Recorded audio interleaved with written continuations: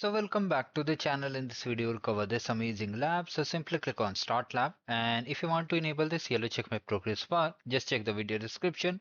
How to enable check my progress bar. Now let's open the cloud console incognito window. Always perform the labs in incognito window.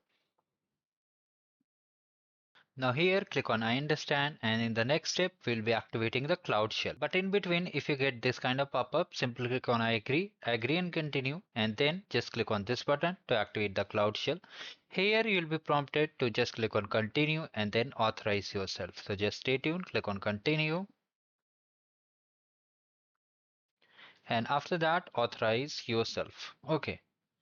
Now simply come to the lab instruction. Okay. Just come to the lab instruction from task number 1.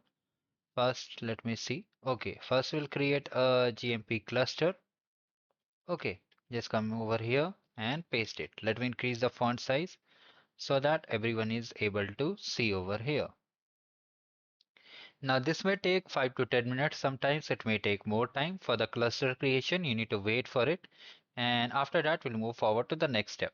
So after 10 to 12 minutes, it will look like this. Then you have to simply come over here and just create a namespace over here. So just run it. And then we'll be deploying our application. So just run it to deploy the application. This is the next command, and then we'll deploy the Prometheus. Can you comment that what is Prometheus if you know? And then we'll just set the metrics to,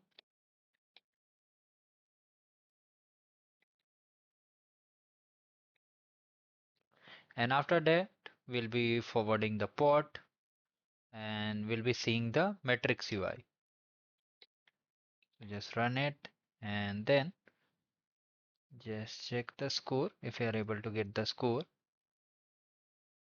So we got 90% score. Now it's time to just deploy Grafana. For that, just open a new tab.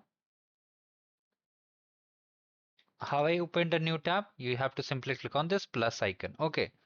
Now wait for it to get completed. Then we'll move forward to the next step. Okay.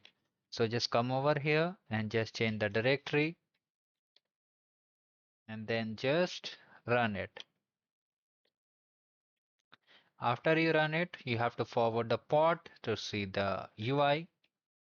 Just run it like this. And just come over here and just check it.